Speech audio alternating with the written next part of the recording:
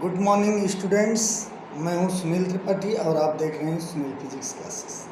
तो आज हम लोग देखेंगे गेट। गेट एक ऐसा डिजिटल सर्किट होता है जो कि या तो सिग्नल को अपने में से पास होने देता है या सिग्नल को अपने में से पास नहीं होने देता। तो a digital circuit which either pass or stop the signal are called gate.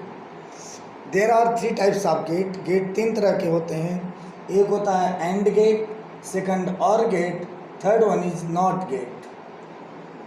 इन गेट्स को बेसिक लॉजिक गेट बोला जाता है क्योंकि with the help of these gate we can design various digital circuits. इसलिए क्योंकि इनसे बहुत सारे डिजिटल सर्किट डिजाइन किए जा सकते हैं, इसलिए इनको बेसिक लॉजिक गेट कहा जाता है। अब एंड गेट को देखिए। एंड गेट एक ऐसा डिवाइस होता है जिसमें जब दोनों इनपुट 1 होते हैं तो आउटपुट 1 होता है, एक भी इनपुट 0 होने पे आउटपुट 0 होता है। एंड गेट का लॉजिक सिंबल ये है।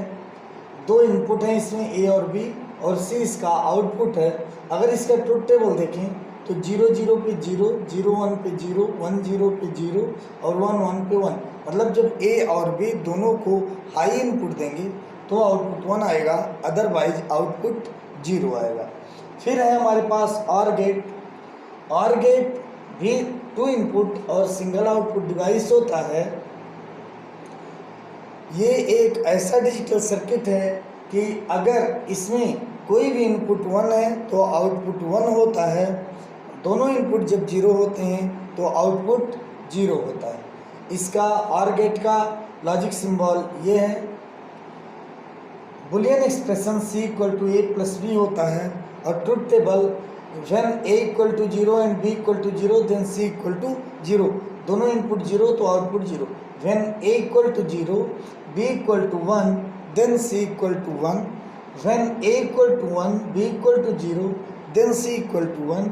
And when A and B both = 1 then C also = 1। मतलब कि जब दोनों इनपुट 0 होते हैं तब और गेट का आउटपुट 0 आता है, अदरवाइज और गेट का आउटपुट 1 आता है। फिर हम बात करते हैं नॉट गेट की। नॉट गेट को इन्वर्टर सर्किट भी कहते हैं। अगर इसमें इनपुट 0 है तो आउटपुट 1 आता है और इनपुट 1 है तो आउटपुट 0 आता है। Such circuit is called inverter circuit. इसको हम इन्वर्टर सर्किट भी कहते हैं नॉट गेट को। ये नॉट गेट का लॉजिक डायग्राम है। ये इसका बुलियन एक्सप्रेशन है y = a बार। तो हम लोगों ने बेसिक लॉजिक गेट 3 देखा, एंड गेट, और गेट और नॉट गेट। एंड गेट में जब दोनों इनपुट 1 होते हैं तो ही आउटपुट 1 आता है। एक भी इनपुट 0 होने पे आउटपुट 0 होता है। फिर हम लोगों ने और गेट देखा। और गेट में जब दोनों इनपुट 0 होते हैं तो आउटपुट 0 होता है, एक भी इनपुट 1 होने पे आउटपुट 1 आता है।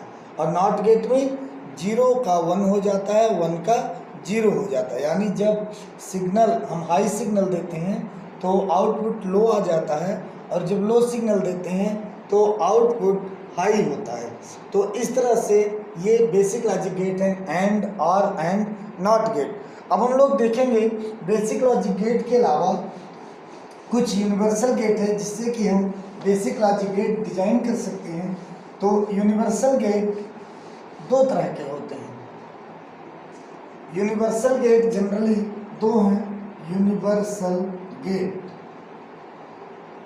इनको यूनिवर्सल गेट क्यों बोला जाता है? क्योंकि with the help of universal gate we can design basic logic gate. तो with the help of these gates we can design basic logic gate. Therefore these gates are called universal gate. Therefore these gates are called universal gate. अब universal gate दो होते हैं, एक है universal gate nand gate, दूसरा universal gate है nor gate.